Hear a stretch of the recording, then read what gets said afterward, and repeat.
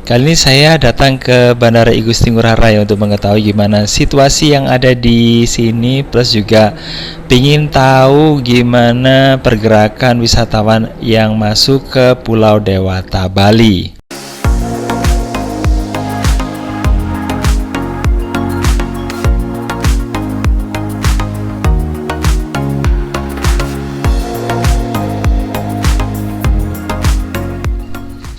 Assalamualaikum warahmatullahi wabarakatuh. Apa kabar semuanya guys? Ketemu lagi di Wirawiri Corner. Mudah-mudahan semuanya dalam kondisi yang sehat.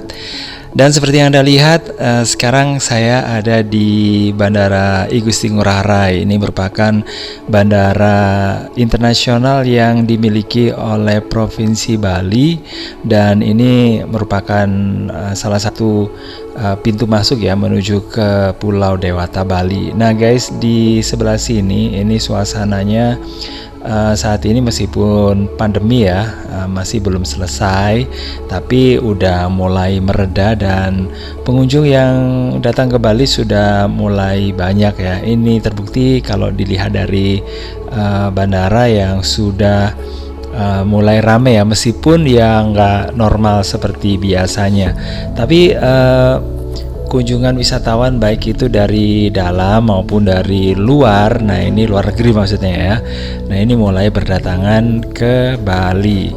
Nah suasana Bali ketika saat ini dengan ini ya, maksudnya di bandaranya ya, dengan dulu waktu saya datang ke sini, nah menginjakkan kaki ke Bandara Ngurah Rai kayak gini, ini sudah sangat jauh berbeda ya, karena saat ini Bandara I Gusti Ngurah Rai sudah ditata dengan begitu bagus ya, dengan cantik gitu ya, dan unsur-unsur Balinya itu dimasukkan ya di sini. Kalau dulu sih masih kurang ini sih ya, kurang banyak gitu ya aksesoris Balinya gitu, dan sekarang nah kayak gini ada layangan kayak gitu ya, dan ini merupakan khasnya Bali karena Bali juga memiliki kegiatan festival layang-layang yang biasanya sih diselenggarakan di desa-desa ya, dan yang saya tahu itu yang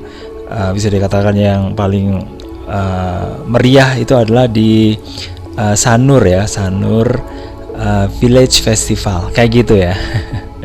Mudah-mudahan saya nggak salah guys, karena setahu saya di Sanur itu kegiatan festival layang-layangnya itu lumayan besar loh guys ya, dan mungkin terbesar ya di Pulau Bali.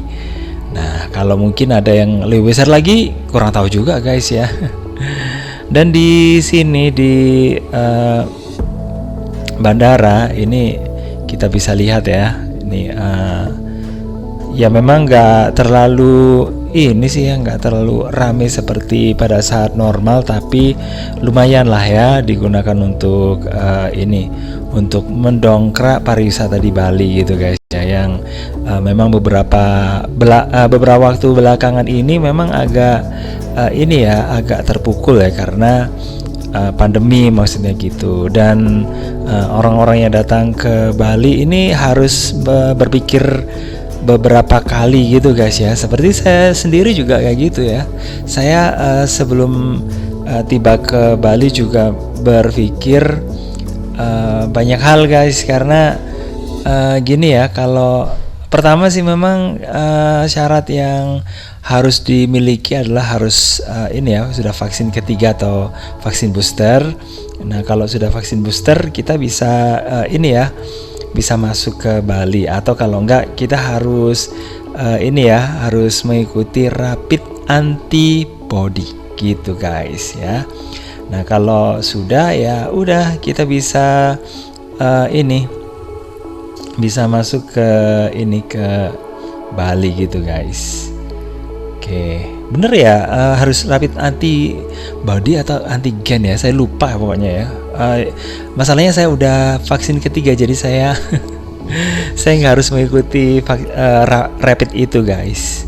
Jadi kayak gitu. Terus kemudian ya ini yang kemarin sebelum ada peraturan atau ada vaksin ketiga, nah ini harus ada karantina. Jadi orang-orang yang datang ke Bali juga mikir-mikir ya, daripada uh, ke Bali hanya untuk dikarantina, mendingan gak usah berangkat aja sambil nunggu kondisinya mereda. Nah sekarang ini udah lumayan ya, sudah diperlonggar guys ya dengan adanya vaksin ketiga, jadi udah nggak seperti sebelumnya ya. Dan itu yang pertama ini guys ya, ujian yang pertama. Ujian yang kedua adalah ketika kita tiba di hotel. Nah gitu ya. Nah kita juga berpikir ya, di hotel itu kita sendirian atau enggak ya.